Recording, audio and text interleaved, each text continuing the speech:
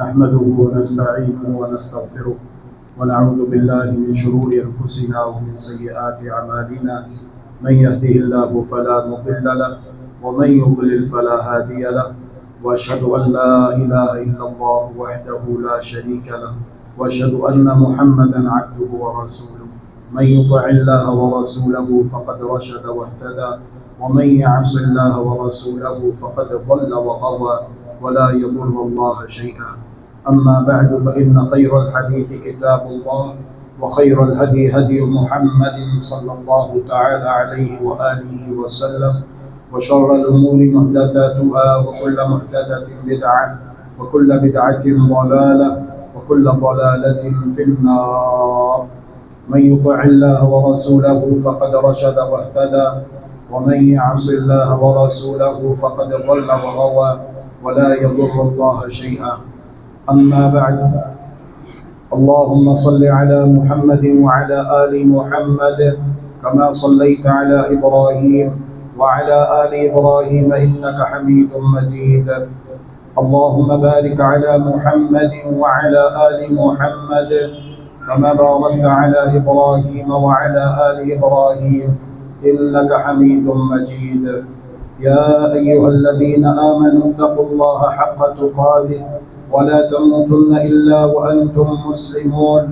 يا أيها الناس اتقوا ربكم الذي خلقكم من نفس واحدة وخلق منها زوجها وبث منهما رجالا كثيرا ونساء، واتقوا الله الذي تساءلون به والأرحام إن الله كان عليكم رقيبا. يا أيها الذين آمنوا اتقوا الله وقولوا قولا سديدا يصلح لكم أعمالكم ويغفر لكم ذنوبكم، ومن يطع الله ورسوله فقد فاز فوزا عظيما. أما بعد، فأعوذ بالله العظيم وبوجهه الكريم وسلطانه القديم من الشيطان الرجيم، من همزه ونفخه ونفثه. بسم الله الرحمن الرحيم. وربك يخلق ما يشاء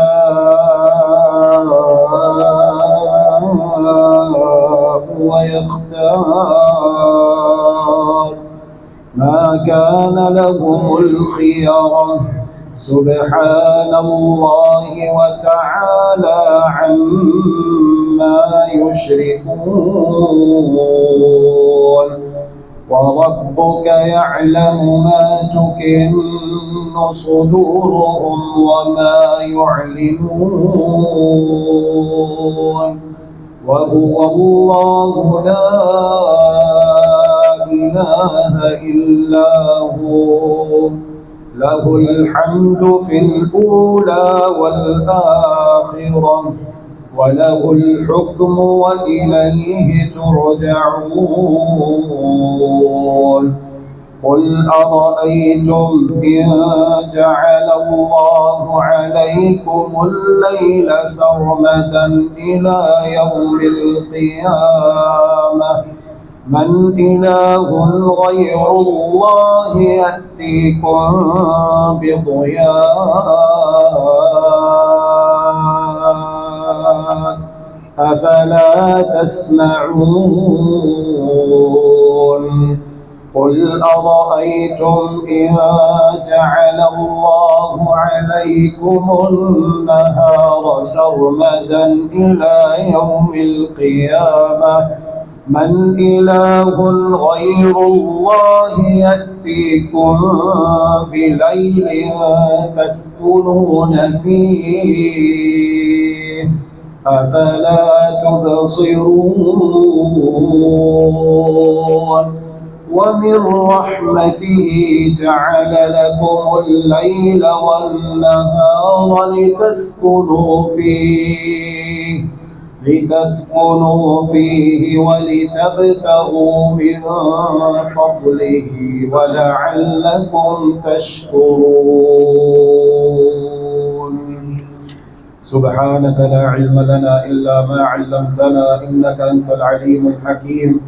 رب اشرح لي صدري ويسر لي أمري واحلل عقدة من لساني يفقهوا قولي واجعل لي وزيرا من أهلي رب زدني علما رب زدني علما رب زدني علما اللهم إنا نسألك علما نافعا ورزقا طيبا وعملا متقبلا اللهم أرنا الحق حقا وارزقنا اتباعه وأرنا الباطل باطلا وارزقنا اجتنابه برحمتك يا أرحم الراحمين۔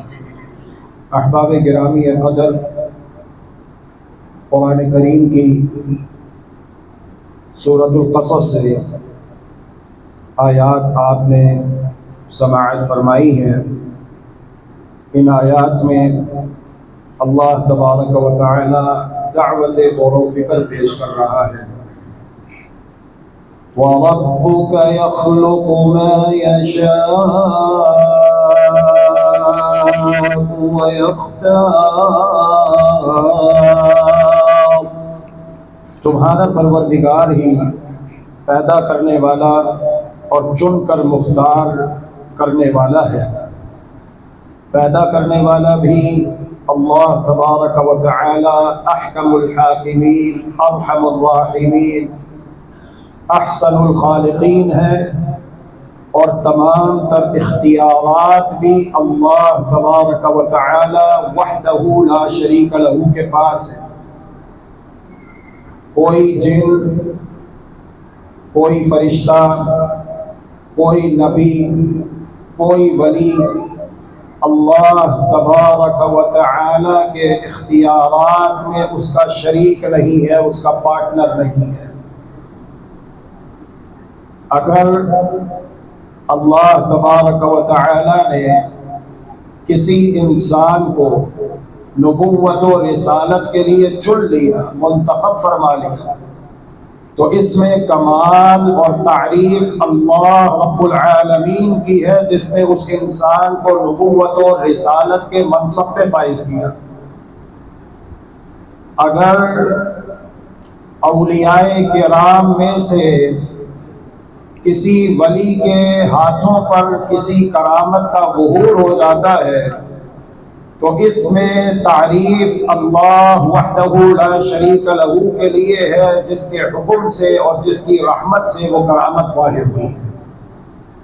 اس کا یہ مطلب نہیں ہے کہ کسی مخلوق کو اللہ تبارک و تعالی کے اختیارات میں شریک سمجھ لیا جائے۔ وَرَبُّكَ يَخْلُقُ مَا يَشَاءُ وَيَخْتَارُ مَا كَانَ لَهُمُ الْخِيَرَةُ، اللہ تبارک و تعالی نے اپنی مخلوقات میں سے کسی کو کوئی اختیار نہیں دیا ہے، کوئی اختیار نہیں دیا ہے۔ مختار کل تو بہت بڑی بات ہے، مختار کل یعنی ہر چیز کا اختیار، کسی کے بارے میں عقیدہ رکھنا یہ تو بہت بڑی بات ہے۔ اللہ تبارک و تعالی قرآن کریم میں یہ واضح کرتا ہے وَالَّذِينَ تَدْعُونَ مِن دُونِهِ مَا يَمْلِكُونَ مِن قِطْمِيرٍ، اللہ کے سوا جنہیں تم پوجتے ہو، پکارتے ہو، استغاثہ اور استمداد کرتے ہو، جن سے تم مدد طلب کرتے ہو، جن کے نام کی تم پکار لگاتے ہو، اور جن کے بارے میں تم نے مختلف عقیدے بنا لیے ہیں، ما یملکون من قطمیر، یہ تو قطمیر کے بھی مالک نہیں ہے، قطمیر کا بھی اختیار نہیں رکھتے۔ حضرات گرامی قدر، قطمیر کا معنی ہوتا ہے کھجور۔ جب آپ کھاتے ہیں بسم اللہ پڑھ کے، اس کی گٹھلی کو ہاتھ میں لے لیجئے، اس کی گٹھلی دو حصوں پر مشتمل ہوتی ہے اور وہ آپس میں چپکے ہوئے ہوتے ہیں۔ جب آپ اسے اتاریں گے اس میں سے ایک باریک چھلکا اور دھاگا نکلتا ہے، اسے کہتے ہیں قطمیر۔ یہ تو قطمیر کے بھی مالک نہیں ہے۔ داتا، غوث اعظم، غریب نواز، گنج بخش، لجپال، مختار کل، عزتوں، ذلتوں، طاقتوں، شفاعتوں کا مالک، جس کے ہاتھ میں دنیا و آخرت کے تمام خزانوں کی کنجیاں ہیں، اور وہ جو چاہتا ہے کرتا ہے۔ عقیدہ ہر مسلمان کا یہ ہونا چاہیے کہ وہ صرف اور صرف اللہ وحدہ لا شریک لہ، اللہ رب العالمین نے اپنے اختیارات میں نہ کسی نبی کو شریک کیا، نہ کسی ولی کو شریک کیا، نہ کسی جن کو شریک کیا، نہ کسی فرشتے کو شریک کیا۔ اللہ رب العالمین کے اختیارات میں اس کا کوئی شریک نہیں ہے۔ وَرَبُّكَ يَعْلَمُ مَا تُكِنُّ صُدُورُهُمْ وَمَا يُعْلِنُونَ، اللہ رب العالمین کے علم میں ہے جو کچھ ان کے سینے چھپائے ہوئے ہیں اور جو کچھ یہ ظاہر کرتے ہیں۔ اللہ رب العالمین سے کوئی چیز مخفی نہیں ہے، وہ علیم بذات الصدور ہے، لوگوں کے دلوں کے بھید تک سے بخوبی واقف ہے۔ وَهُوَ اللَّهُ لَا إِلَٰهَ إِلَّا هُوَ، ہاں عقیدہ یہ بناؤ کہ وہی اللہ ہے، اس کے سوا کوئی عبادت کے لائق نہیں ہے، اس کے سوا کوئی معبود برحق نہیں ہے، اور اس کے مقابلے میں جن کی پوجا پاٹ، پرستش، تعظیم کی جا رہی ہے، تقدیس کی جا رہی ہے، انہیں طواغیت کہتے ہیں، جو کہ طاغوت کی جمع ہے۔ اس کا انکار کرو، طاغوت کا انکار کرو۔ قرآن کہتا ہے فَمَن يَكْفُرْ بِالطَّاغُوتِ وَيُؤْمِن بِاللَّهِ فَقَدِ اسْتَمْسَكَ بِالْعُرْوَةِ الْوُثْقَىٰ لَا انفصام لَهَا، جو کوئی کفر کرے گا طاغوت کے ساتھ، کفر کا مطلب ہوتا ہے انکار کرنا۔ طاغوت کہتے ہیں کل ما عبد من دون اللہ من وثن او حجر او شجر او صنم ونحوه، ہر وہ چیز جس کی اللہ کے مقابلے میں پوجا پاٹ، پرستش، تعظیم کی جائے، اللہ کے حکم کے مقابلے میں اس کا حکم مانا جائے، اللہ کے قانون کے مقابلے میں اس کا قانون مانا جائے، اللہ کے نظام کے مقابلے میں اس نظام باطل کو تسلیم کیا جائے، خواہ وہ کوئی درخت ہو، خواہ وہ کوئی پتھر ہو، خواہ وہ کوئی بت ہو، خواہ وہ کوئی مورتی ہو، یا کوئی بھی چیز ہو، اس کا انکار کرنا ہے، اور ایک اللہ وحدہ لا شریک لہ پر ایمان لانا ہے، اس کی عبادت کرنی ہے، اس کے نظام کو، اس کے قانون کو دل سے تسلیم کرنا ہے۔ تو فرمایا کہ جس نے اس انداز کا ایمان قبول کیا اور پیش کیا تو اس نے ایسے مضبوط کڑے کو تھام لیا، لا انفصام لہا، جو کڑا نہ کبھی چھوٹنے والا ہے نہ کبھی ٹوٹنے والا ہے۔ اس نے اللہ تبارک و تعالیٰ کے مضبوط سہارے کو تھام لیا، اور ایسا ہی ایمان اللہ رب العالمین کو مطلوب ہے۔ لَهُ الْحَمْدُ فِي الْأُولَى وَالْآخِرَةِ وَلَهُ الْحُكْمُ وَإِلَيْهِ تُرْجَعُونَ، تمام تر تعریفات اللہ رب العالمین ہی کے لیے لائق و زیبا ہے، دنیا میں بھی اور آخرت میں بھی۔ وَلَهُ الْحُكْمُ وَإِلَيْهِ تُرْجَعُونَ، اسی کے لیے فرما روائی ہے اور اسی کی طرف تم سب پھیرے جاؤ گے۔ پھر کس قدر دلکش، دل نشیں اور خوبصورت انداز میں اللہ وحدہ لا شریک لہ نے کائنات والوں کے لیے دعوت غور و فکر پیش کرتے ہوئے انہیں توحید کی دعوت دی ہے، توحید کی بات کی ہے دلائل کے ساتھ۔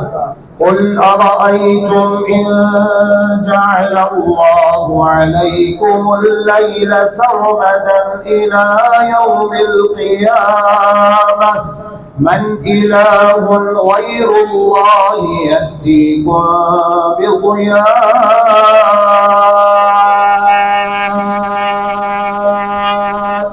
أَفَلَا تَسْمَعُونَ، اے پیارے پیغمبر آپ کہہ دیجئے دنیا والوں، کائنات والوں، غور و فکر تو کرو۔ ان جعل اللہ علیکم اللیل سرمدا الی یوم القیامہ، اگر اللہ تبارک و تعالی قیامت تک کے لیے رات کو کھڑا کر دے، برابر کر دے، قائم دائم کر دے کہ ہمیشہ رات ہی رہے، اندھیرا رہے، کبھی دن کی روشنی نہ آئے، کبھی دن کا اجالا نہ پھیلے، من الہ غیر اللہ یأتیکم بضیاء، تو بتاؤ اللہ کے مقابلے میں کوئی نبی، اللہ کے مقابلے میں کوئی ولی، اللہ کے مقابلے میں کوئی فرشتہ، اللہ کے مقابلے میں کوئی جن، اللہ کے مقابلے میں اگر ساری مخلوقات بھی مل جائیں اور رات کے اندھیرے کو ہٹا کر دن کی روشنی لانا چاہیں تو لا سکتے ہیں؟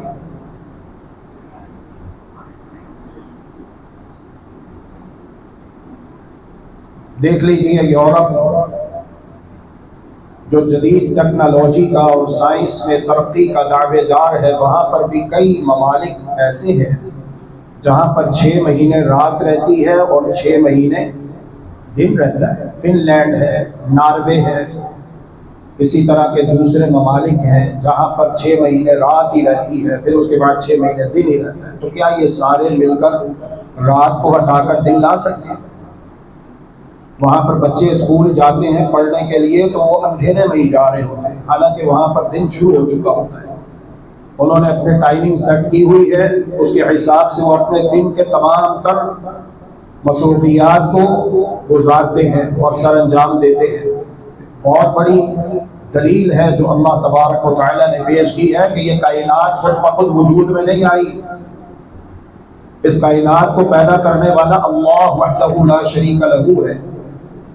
یہ جو دن کی روشنی آتی ہے، پھر چلی جاتی ہے، پھر رات کا اندھیرا آ جاتا ہے، پھر چلا جاتا ہے، پھر دن کی روشنی آ جاتی ہے، یہ کائنات کا نظام خود بخود نہیں چل رہا، بلکہ کوئی ہستی ہے جو اس کائنات کے نظام کو چلا رہی ہے۔ کوئی ہستی ہے جو کتنے ہزار سالوں سے آسمانوں کو اپنے حکم کے ساتھ، اپنی رحمت کے ساتھ تھامے ہوئے ہے کہ ہمارے اوپر گرنے نہیں دیتی، اور وہ ہستی اللہ وحدہ لا شریک لہ کی ہے۔ افلا تسمعون، کیا تم سنتے نہیں؟ اندھیرا ہو جائے تو انسان اگرچہ کہ دیکھ نہیں سکتا لیکن سن سکتا ہے، اسی لیے جہاں پر اندھیرے کی بات کی تو وہاں پر کہا افلا تسمعون، کیا تم سنتے نہیں ہو؟ قل أرأيتم إن جعل الله عليكم الليل سرمدا إلى يوم القيامة من إله غير الله يأتيكم بضياء أفلا تسمعون قل أرأيتم إن جعل الله عليكم الليل سرمدا إلى يوم القيامة من إله غير الله يأتيكم بليل تسكنون فيه أفلا تبصرون۔ اے پیارے پیغمبر آپ کہہ دیجئے کائنات والو، دنیا والو، ذرا غور کرو، ان جعل اللہ علیکم النہار سرمدا الى یوم القیامہ، اللہ تبارک و تعالی قیامت تک کے لیے دن کو تمہارے اوپر قائم دائم کر دے، برابر کر دے، دن ہی دن رہے، روشنی ہی روشنی رہے۔ من الہ غیر اللہ یأتیکم بلیل تسکنون فیہ، تو اللہ کے سوا کوئی الہ ہے؟ جن کے نام ہے دنیا والوں، تم نے چن چن کر اللہ تبارک و تعالی کے اختیارات تقسیم کر رکھے ہیں، اللہ تبارک و تعالی کی صفات اللہ کی مخلوقات میں تقسیم کر رکھی ہیں، جن کے بارے میں تم نے اپنے کیا کیا عقیدے بنا رکھے ہیں۔ بتاؤ، نام لو، کوئی ہے تو پیش کرو، کوئی ہے تو پیش کرو، نام لو، اوپن چیلنج ہے، سامنے لاؤ اسے۔ اگر اللہ تبارک و تعالی دن کو قائم کر دے، رات نہ آئے، ہمیشہ روشنی رہے۔ کون ہے اللہ کے مقابلے میں؟ کوئی نبی، کوئی ولی، کوئی جن، کوئی فرشتہ جو دن کی روشنی کو ہٹا کے ختم کر کے رات کا اندھیرا لے آئے، رات کی تاریکی لے آئے، تسکنون فی، تاکہ تم رات کے اندھیرے میں، رات کی تاریکی میں سکون حاصل کر سکو۔ افلا تبصرون، کیا تم دیکھتے نہیں؟ دن میں انسان دیکھ سکتا ہے نا روشنی میں، تو اس لیے یہاں پر دیکھنے کی بات کی ہے۔ پھر فرمایا وَمِن رَحْمَتِهِ جَعَلَ لَكُمُ اللَّيْلَ وَالنَّهَارَ لِتَسْكُنُوا فِيهِ وَلِتَبْتَغُوا مِن فَضْلِهِ وَلَعَلَّكُمْ تَشْكُرُونَ۔ ہاں، یہ اللہ کی رحمت ہے کہ اللہ رب العالمین نے اپنی رحمت سے تمہارے لیے اپنے فضل اور کرم سے دن رات مقرر کر دیے، لِتَسْكُنُوا فِيهِ، تاکہ تم رات میں آرام اور سکون حاصل کرو، وَلِتَبْتَغُوا مِن فَضْلِهِ، اور دن میں اس کی بھیجی ہوئی روزی تلاش کرو، اللہ کا فضل تلاش کرو، وَلَعَلَّكُمْ تَشْكُرُونَ، اور تاکہ تم اللہ تبارک و تعالیٰ کی نعمتوں پر اس کا شکریہ ادا کرو۔ اللہ رب العالمین نے تمہیں پیدا کیا اپنی عبادت کے لیے، اللہ رب العالمین کی عبادت کرو، اپنے ماہ و ایام، اپنے لیل و نہار، اپنے شب و روز اللہ رب العالمین کی اطاعت و فرما برداری میں گزارو، اللہ کے حبیب محمد کریم رحمت للعالمین صلی اللہ علیہ وآلہ وسلم کی اتباع کرو، تابعداری کرو، پیروی کرو۔ تمہارا مقصد تخلیق اللہ رب العالمین کی عبادت ہے، وَلَعَلَّكُمْ تَشْكُرُونَ، تاکہ تم اللہ تبارک و تعالیٰ کے ایماندار اور شکر گزار وفادار بندے بن جاؤ۔ غور کرو اللہ تبارک و تعالیٰ کی ان نشانیوں پر، غور کرو اللہ تبارک و تعالیٰ کے ان انعامات اور فیوض و برکات پر جو تمہیں چاروں جوانب سے گھیرے ہوئے ہیں۔ اللہ رب العالمین کی عنایات تمہارے اوپر اس قدر ہے کہ اللہ رب العالمین نے قرآن مجید میں خود یہ دعویٰ کیا ہے کہ اگر تم سارے مل کر اللہ رب العالمین کے نعمتوں کو شمار کرنا چاہو، تمہاری زندگیاں فنا ہو جائیں گی، اللہ رب العالمین کے انعامات کا احصاء نہیں کر سکتے۔ اللہ رب العالمین کی نعمتوں کو تم اپنے اعداد و شمار میں نہیں لا سکتے، تمہارے کمپیوٹر فیل ہو جائیں گے، لا تحصوها، تم نہیں شمار کر سکتے ان کو۔ اللہ ذوالجلال والاکرام جو ہمارا خالق ہے، مالک ہے، اس پوری کائنات کا خالق و مالک ہے، مالک دو جہاں ہے، خالق ارض و سما ہے، اللہ وحدہ لا شریک لہ قرآن مجید میں ارشاد فرما رہا ہے اور واضح کر رہا ہے کہ میں نے دن کس مقصد کے لیے بنایا اور رات کس مقصد کے لیے بنائی ہے۔ وَجَعَلْنَا اللَّيْلَ لِبَاسًا وَجَعَلْنَا النَّهَارَ مَعَاشًا، رات ہم نے سکون کے لیے بنائی ہے، رات ہم نے آرام لینے کے لیے بنائی ہے، رات ہم نے دن بھر کی تھکاوٹ اور اکتاہٹ دور کرنے کے لیے بنائی ہے، اور دن ہم نے اس لیے بنایا تاکہ تم محنت مزدوری کرو، تم تجارت کرو، کسب معاش حلال طریقے سے جائز ذرائع اختیار کر کے اپنے اور اپنے بیوی بچوں کا پیٹ پالنے کے لیے، اور دولت کما کر تجارت کر کے مال اکٹھا کر کے اللہ کی راہ میں جہاد کرنے کے لیے، جہاں پر مال کے ساتھ ہے وہاں مال کے ساتھ، جہاں جانوں کے ساتھ ہے وہاں جانوں کے ساتھ۔ یہ مقصد ہے دن اور رات کی تخلیق کا۔ سو واضح ہوا کہ اللہ تبارک و تعالی نے رات کو آرام کے لیے بنایا اور دن کو کام کے لیے بنایا ہے، رات کو آرام کے لیے بنایا ہے اور دن کو کام کے لیے بنایا ہے۔ کامیاب صحت مند انسان وہی ہے اور وہی رہے گا انشاءاللہ جو فطرت کے مطابق چلتا ہے، اور جو انسان فطرت کے خلاف قدم اٹھاتا ہے وہ نقصان اٹھاتا ہے اور وہ خسارے میں رہتا ہے۔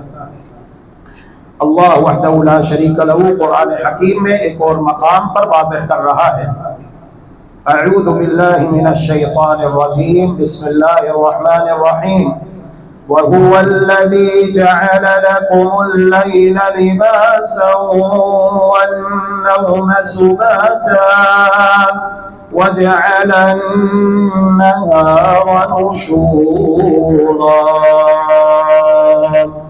اللہ وہ ہے جس نے رات کو تمہارے لیے پردہ بنایا، جس نے رات کو تمہارے لیے پردہ بنایا اور نیند راحت بنائی اور دن کو اٹھ کھڑے ہونے کا وقت بنایا۔ کوشش یہ ہو کہ عشاء کی نماز کے بعد فوراً سو جائیں اور صبح تہجد کے لیے بیدار ہو اللہ کی توفیق سے، اور اگر تہجد کے لیے بیدار نہیں ہو سکے تو کم از کم نماز فجر ہر مسلمان کے اوپر اللہ وحدہ لا شریک لہ نے فرض قرار دی ہے۔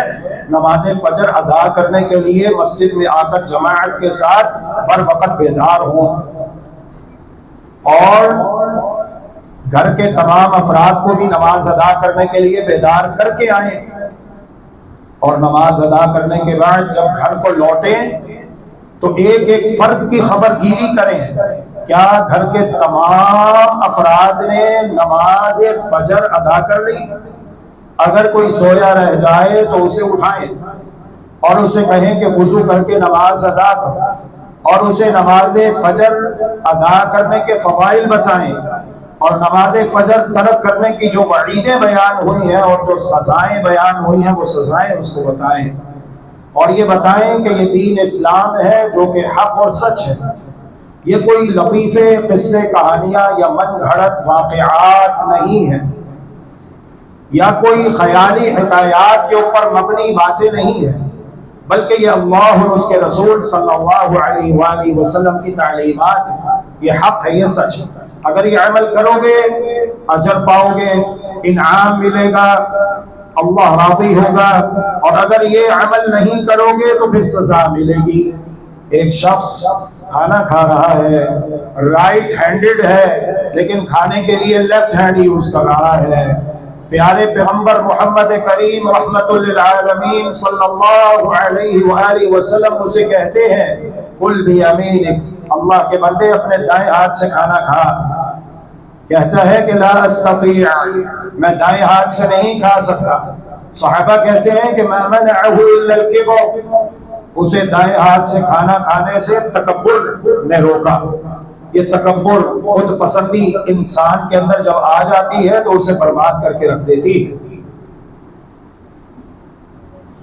ما منعہ الا الکبر، تکبر کی وجہ سے، غرور کی وجہ سے، خود پسندی کی وجہ سے اس نے اللہ کے رسول صلی اللہ علیہ وسلم کے حکم کو ٹال دیا، کوئی اہمیت نہیں دی، نظر انداز کر دیا، اور کہتا ہے بڑی دیدہ دلیری کے ساتھ، بڑی جرت اور بہادری کے ساتھ کہتا ہے کہ میں تو الٹے ہاتھ سے کھانا کھا سکتا ہوں، میں تو دائیں ہاتھ سے نہیں کھانا کھا سکتا۔ اللہ کے رسول محمد کریم رحمت للعالمین صلی اللہ علیہ وآلہ وسلم ارشاد فرماتے ہیں فَلَا اسْتَطَعْتَ أَبَدًا، تو کبھی اس کی استطاعت نہ رکھ پائے۔ پھر ہوا یہ کہ اس کا دایاں ہاتھ مفلوج ہو جاتا ہے، فالج زدہ ہو جاتا ہے، پھر وہ ساری زندگی اپنا دایاں ہاتھ نہیں اٹھا پایا، اپنے دائیں ہاتھ سے حرکت نہ کر پایا۔ سنت کا استخفاف، پیارے پیغمبر علیہ السلام کی تعلیمات کو ہلکا لینا، نظر انداز کر دینا، جی میں آیا تو مان لیا، نہیں آیا تو چھوڑ دیا، پرواہ نہ کی۔ تو بات ہم یہ کر رہے ہیں کہ نماز فجر ہر مسلمان کے اوپر فرض ہے۔ اگر مسلمان یہ نماز ادا کرتا ہے تو انعام کا مستحق ٹھہرے گا، اور اگر یہ نماز نہیں پڑھتا تو اسے سزا ملے گی، اسے عذاب ملے گا۔ استغفر اللہ واتوب الیہ۔ تو ہر مسلمان کی ذمہ داری ہے کہ وہ خود بھی پکا سچا مسلمان بنے اور اپنے گھر کے تمام ماتحت افراد کو پکا سچا مسلمان بنائے، تاکہ جس طرح دنیا میں ہم سب ایک ساتھ ہیں ایسے ہی کل قیامت کے دن اللہ تبارک و تعالی کی جنتوں میں، جنت الفردوس میں انشاءاللہ ایک ساتھ ہوں۔ استغفر اللہ واتوب الیہ، کہیں ایسا نہ ہو کہ کوئی جنت میں جا رہا ہے تو کوئی دوزخ میں جا رہا ہے۔ استغفر اللہ واتوب۔ یہاں پر اللہ تبارک و تعالی کا قانون بہت سخت ہے، اللہ رب العالمین کا نظام بہت سخت ہے۔ اللہ کے پیغمبر ہیں حضرت نوح علیہ السلام، اللہ کے پیغمبر ہیں حضرت لوط علیہ السلام، اللہ کے پیغمبر ہیں حضرت ابراہیم علیہ السلام۔ حضرت ابراہیم علیہ السلام جن کی یاد کو تازہ کرتے ہوئے مسلمانان عالم ہر سال دنیا بھر میں اللہ کے حکم پر اللہ کے دیے ہوئے مال میں سے ایک جانور خرید کر کم از کم اس کا خون بہاتے ہیں تقرب اللہ کے لیے۔ حضرت ابراہیم علیہ السلام نے جب توحید کی دعوت کو پیش کیا، جن لوگوں نے اس دعوت کو قبول کیا کامیاب ہو گئے، جن لوگوں نے اس دعوت کو نہ مانا، انکار کر دیا، وہ ناکام ٹھہرے۔ انکار کرنے والوں میں حضرت ابراہیم علیہ السلام کا اپنا سگا باپ بھی ہے۔ اللہ اکبر، اللہ اکبر۔ بت گر ہے، بت فروش ہے، بت پرست ہے، بت بنایا بھی کرتا تھا، بت بیچا بھی کرتا تھا، بتوں کی عبادت بھی کیا کرتا تھا۔ اور یہ بات واضح ہو کہ بت کے پیچھے ایک شخصیت ہوتی ہے، کوئی نیک آدمی ہوتا ہے، کوئی نیک انسان ہوتا ہے۔ جب وہ فوت ہو جاتا ہے تو بعد میں آنے والے اس کا مجسمہ بنا لیتے ہیں، اس کی مورتی بنا لیتے ہیں، اس کا بت بنا لیتے ہیں، اور پھر کہتے ہیں کہ ہم ان کے ذریعے سے، ان کے واسطے وسیلے سے، ان کے صدقے طفیل اللہ سے قریب ہوتے ہیں۔ مانتے ہم اللہ سے ہیں، دینے والا اللہ ہے، لیکن ان کے ذریعے سے، ان کے واسطے وسیلے سے، ان کے صدقے طفیل، یہ شرک ہے۔ تو یہ کام کیا کرتا تھا حضرت ابراہیم علیہ السلام کا والد۔ حضرت ابراہیم علیہ السلام اپنے والد کو جہنم میں جانے سے نہ بچا سکے۔ اللہ اکبر، عذاب آیا ہوا ہے۔ حضرت نوح علیہ السلام 3 بیٹے ایمان لے آئے، 4 بیٹے تھے، چوتھا بیٹا ایمان نہ لایا۔ پہاڑ جوتی کے اوپر چڑھ رہا ہے۔ حضرت نوح علیہ السلام اللہ کے بندے، اللہ کے رسول، اللہ کے پیغمبر اپنے بیٹے کو مخاطب کر کے کہتے ہیں، اے میرے بیٹے، یا بنی ارکب معنا ولا تکن مع الکافرین، ہمارے ساتھ کشتی میں سوار ہو جا، آج کے دن نجات اس کی ہے جو کشتی میں سوار ہوگا۔ بدتمیزی کرتے ہوئے کہتا ہے، ابا میری فکر چھوڑ، میں اس بلند پہاڑ کی چوٹی تک پہنچ کر اپنے آپ کو پانی سے بچا لوں گا۔ ٹھاٹھے مارتی ہوئی موج آتی ہے اور باپ کی نگاہوں سے ہمیشہ کے لیے ان کے بیٹے کو غائب کر دیتی ہے، وہ بھی دنیا میں ہی، آخرت سے پہلے اللہ رب العالمین کے عذاب کا نشانہ بن گیا۔ حضرت نوح علیہ السلام اپنے بیٹے کو عذاب سے نہ بچا سکے، طوفان میں غرق ہونے سے نہ بچا سکے۔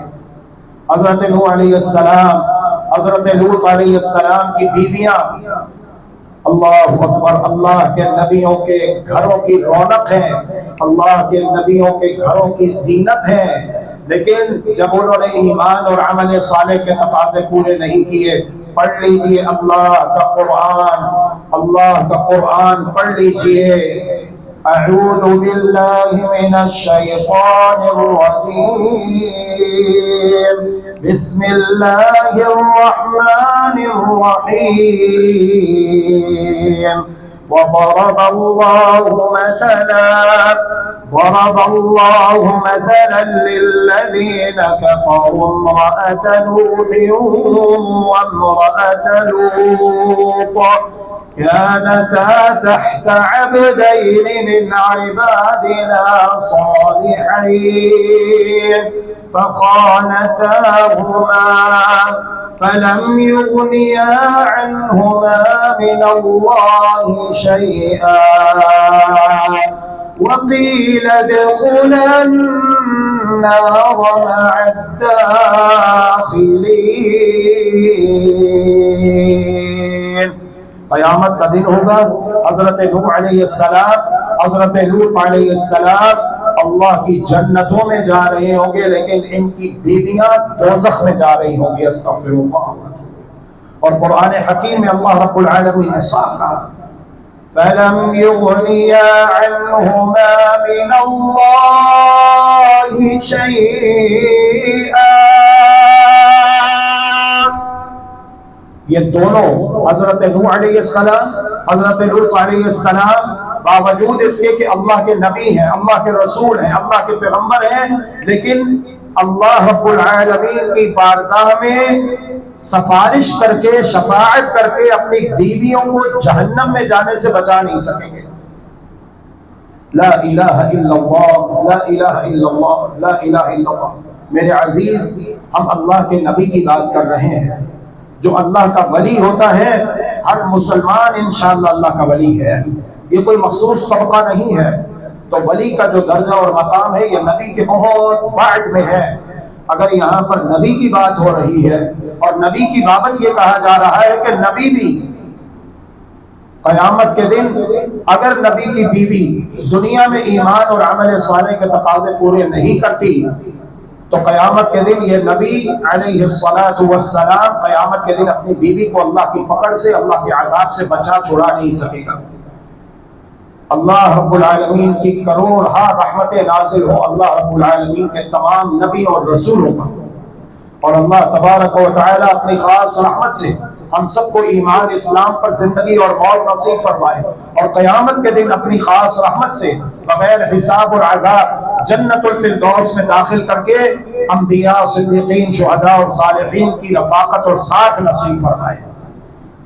اللہ کا قانون بہت سخت ہے، اللہ کا قانون بہت سخت ہے، اور اگر اللہ غفور الرحیم ہے تو اللہ کی رحمت بھی بہت وسیع ہے کہ دنیا میں اللہ تبارک و تعالی نے رحمت کے 100 حصے رکھے ہیں، 99 قیامت کے لیے محفوظ رکھے ہیں، اور دنیا میں صرف ایک حصہ نازل کیا ہے۔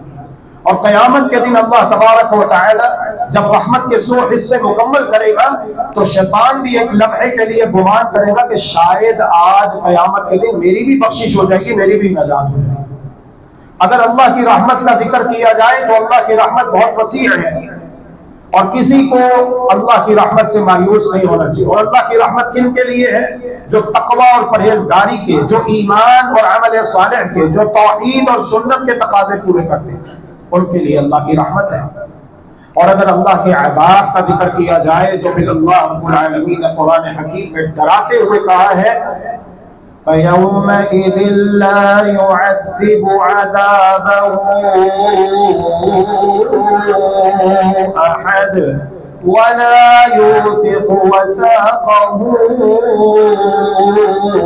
أَحَدٌ۔ اللہ کے عذاب جیسا عذاب کوئی نہیں دے سکتا، اور اللہ کی پکڑ جیسی پکڑ کسی کی نہیں ہے۔ اللہ تبارک و تعالی ہمارے اندر جنتیوں والی اچھی صفات پیدا کرے اور جہنمی اور دوزخیوں والی بری صفات سے ہمیں بچائے، تاکہ ہم جنت میں چلے جائیں اور جہنم سے بچ جائیں۔ علم حاصل کرنا ہر مسلمان کے اوپر فرض ہے کہ جنتیوں والی اچھی صفات کون سی ہیں، پھر ان صفات کو اپنے اندر پیدا کرے۔ اور ہر مسلمان کے اوپر علم حاصل کرنا فرض ہے کہ وہ قرآن مجید اور حدیث مبارکہ کی روشنی میں علم حاصل کرے کہ جہنمیوں والے کام کون کون سے ہیں، جہنم میں لے جانے والے اعمال کون کون سے ہیں، تو وہ جہنمیوں والے برے کاموں سے اپنے آپ کو بچائے تاکہ وہ جہنم کی آگ سے بچ جائے۔ یہ ہر مسلمان کے اوپر فرض ہے کہ وہ علم حاصل کرے۔ تو بات یہ ہو رہی ہے کہ رات اللہ تبارک و تعالی نے آرام کے لیے بنائی اور دن کام کے لیے بنایا۔ ہر مسلمان کے اوپر یہ فرض ہے کہ وہ رات کو جلدی سونے کا اہتمام کرے تاکہ صبح تہجد کے لیے نہیں تو نماز فجر کے لیے وہ بر وقت بیدار ہو جائے اور مسجد میں آ کر جماعت کے ساتھ مرد حضرات نماز ادا کریں، قربان جائیں۔ صحیح بخاری میں نے حدیث پڑھی کہ اللہ کے رسول صلی اللہ علیہ وآلہ وسلم کے عہد مسعود میں خواتین اسلام نماز فجر اندھیرے میں آتے ہوئے مسجد میں نماز باجماعت کے ساتھ ادا کرنے کے لیے آیا کرتی تھی۔ اللہ اکبر۔ ہمارے پیارے نبی محمد کریم رحمت للعالمین صلی اللہ علیہ وآلہ وسلم کے عہد مسعود میں مرد حضرات تو سوال ہی پیدا نہیں ہوتا کہ گھر میں نماز ادا کر لیں۔ جو خواتین اسلام ہے الحمدللہ وہ بھی نماز ادا کرنے کے لیے مسجد میں آیا کرتی تھی۔ ان کے لیے الگ سے دروازہ تھا، صف کے بالکل آخری حصے میں خواتین کی صفیں ہوا کرتی تھی۔ مردوں کے لیے حکم یہ تھا کہ جب تک خواتین چلی نہ جائیں آپ نہ اٹھیں۔ خواتین کے لیے الگ سے دروازہ تھا، حمد و رفع کا، مردوں کے لیے الگ سے تھا، پردے کا مکمل الحمدللہ وہاں پر نظام تھا۔ تو خواتین فجر کی نماز اندھیرے میں اپنے پردے کی چادروں میں لپٹ کر چھپ کر ادا کرنے کے لیے کہاں آتی؟ مسجد میں آیا کرتی تھی۔ صحیح البخاری کی روایت ہے۔ اگر خواتین نماز فجر ادا کرنے کے لیے مسجد آ سکتی ہیں تو نماز جمعہ ادا کرنے کے لیے اور جمعۃ المبارک کا خطبہ سننے کے لیے کیوں نہیں آ سکتی؟ یقیناً آ سکتی ہیں، یقیناً آ سکتی ہیں، اور خواتین کو آنا چاہیے، اور مرد حضرات کو چاہیے کہ وہ اپنی خواتین کو، ماؤں بہنوں بیٹیوں بیویوں کو لے کر آئیں تاکہ وہ اللہ اور اس کے رسول صلی اللہ علیہ وسلم کی باتوں کو سنیں، پھر عمل کریں، پھر اپنے شوہر کی خدمت کریں، اپنے والدین کی خدمت کریں، اپنے گھر کو جنت بنائیں، کیونکہ جو دنیا کی جنت میں داخل نہیں ہوتا وہ آخرت کی جنت میں داخل نہیں ہو سکے گا۔ دنیا کی جنت کیا ہے؟ دنیا کی جنت اللہ کا ذکر ہے، اللہ کی عبادت ہے، اللہ کے رسول صلی اللہ علیہ وآلہ وسلم کی اتباع، پیروی اور تابعداری ہے۔ جو دنیا کی اس جنت میں داخل ہوگا تو اللہ کے فضل و رحمت کے ساتھ وہ آخرت کی جنت میں داخل کر دیا جائے گا۔ وآخر دعوانا ان الحمد للہ رب العالمین وصلی اللہ وسلم علی نبینا محمد وعلی آلہ وصحبہ اجمعین برحمتک یا ارحم الراحمین۔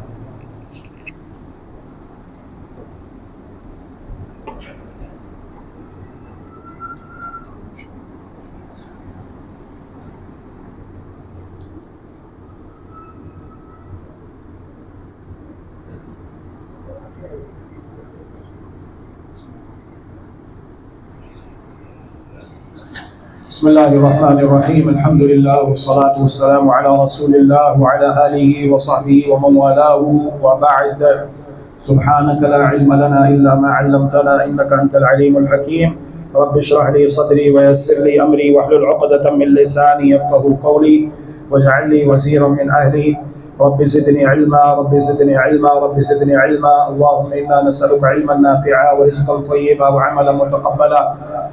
محمد کریم رحمت للعالمین صلی اللہ علیہ وآلہ وسلم ارشاد فرماتے ہیں، لقد هممت ان آمر رجلا يصلي بالناس ثم احرق على رجال يتخلفون عن الجمعة بيوتهم۔ میں نے ارادہ کیا کہ میں اپنے ساتھ کچھ لوگوں کو لے کر نکلوں، پہلے نماز پڑھانے کے لیے کسی کو مقرر کروں، اپنا نائب مقرر کروں، نائب امام مقرر کروں، اور اس کے بعد میں خود کچھ لوگوں کو ساتھ لے کر چلا جاؤں ایسے لوگوں کے گھروں کی طرف جو جمعۃ المبارک کا خطبہ اور نماز کے لیے نہیں آتے، تو میں ان کے گھروں کو ان سمیت آگ لگا کر جلا دوں اور خاکستر کر دوں۔ اس قدر غصہ ہے محمد الرسول اللہ صلی اللہ علیہ وآلہ وسلم کو ایسے لوگوں پر جو جمعے کے لیے بر وقت نہیں آتے، جو نمازیں ادا کرنے کے لیے مسجد میں نہیں آتے۔ محمد الرسول اللہ صلی اللہ علیہ وسلم ارشاد فرماتے ہیں، لَيَنْتَهِيَنَّ أَقْوَامٌ عَنْ وَدْعِهِمُ الْجُمُعَاتِ أَوْ لَيَخْتِمَنَّ اللَّهُ عَلَى قُلُوبِهِمْ ثُمَّ لَيَكُونُنَّ مِنَ الْغَافِلِينَ۔ جو لوگ جمعات ترک کرتے ہیں، نماز با جماعت سے پیچھے رہتے ہیں، انہیں باز آ جانا چاہیے اپنے اس برے عمل سے، نہیں تو اللہ تبارک و تعالی ان کے دلوں پر مہر لگا دے گا، پھر یہ غافلین میں سے ہو جائیں گے، ان کا شمار غافلوں میں ہوگا۔ من ترک ثلاث جمع تهاونا بها، جو شخص جان بوجھ کر سستی اور غفلت کی وجہ سے 3 جمعے ترک کر دے، طبع اللہ علی قلبی، تو اللہ تبارک و تعالی اسے یہ سزا دیتا ہے کہ اس کے دل پر مہر لگا دی جاتی ہے۔ من ترک 3 جمعات من غیر عذر، جو بغیر کسی شرعی عذر کے 3 جمعے ترک کر دیتا ہے، کتب من المنافقین، اس کا شمار اللہ رب العالمین کے نزدیک منافقوں میں ہوتا ہے، مؤمنوں میں نہیں ہوتا۔ اللہ تبارک و تعالی ہمارے اندر مؤمنانہ صفات پیدا فرمائے اور منافقانہ صفات سے ہم سب کو محفوظ و معمول رکھے۔ اللہ رب العالمین ہمارے اندر جنتیوں والی اچھی صفات پیدا فرمائے تاکہ ہم جنت میں چلے جائیں، اور جہنمی اور دوزخیوں والی بری صفات سے، برے کاموں سے سچی توبہ کرتے ہوئے انہیں چھوڑ دینے کی توفیق عطا فرمائے تاکہ ہم جہنم کی آگ سے بچ جائیں۔ ان اللہ وملائکتہ یصلون علی النبی یا ایھا الذین آمنوا صلوا علیہ وسلموا تسلیما۔ اللہم صل علی محمد وعلی آل محمد كما صليت على إبراهيم وعلى آل إبراهيم إنك حميد مجيد. اللهم بارك على محمد وعلى آل محمد كما باركت على إبراهيم وعلى آل إبراهيم إنك حميد مجيد. اللهم أعز الإسلام والمسلمين وأذل الشرك والمشركين ودمر أعداءك أعداء الدين، واجعل اللهم هذا البلد آمنا مطمئنا سخاء رخاء وسائر بلاد المسلمين. اللهم ردنا إلى الكتاب والسنة ردا جميلا. اللهم اجعل ولايتنا في من خافك واتقاك واتبع رضاك يا أرحم الراحمين. يا مقلب القلوب ثبت قلوبنا على دينك. اللهم اشف مرضانا ومرضى المسلمين. اللهم اشفنا واشف مرضانا ومرضى المسلمين. اللهم اشفنا بشفائك وداونا بدوائك وعافنا من بلائك يا أرحم الراحمين. ربنا آتنا في الدنيا حسنة وفي الآخرة حسنة وقنا عذاب النار. ربنا تقبل منا إنك أنت السميع العليم، وتب علينا إنك أنت التواب الرحيم، واغفر لنا وارحمنا إنك أنت الغفور الرحيم، وتوفنا مسلمين والحقنا بالصالحين. رب ارحمهما كما ربياني صغيرا. رب ارحمهما كما ربياني صغيرا. رب ارحمهما كما ربياني صغيرا. اللهم إنا نسألك جنة الفردوس وما قرب إليها من قول أو عمل، ونعوذ بوجهك الكريم من النار وما قرب إليها من قول أو عمل. وصلى الله وسلم على نبينا محمد وعلى آله وصحبه أجمعين برحمتك يا أرحم الراحمين.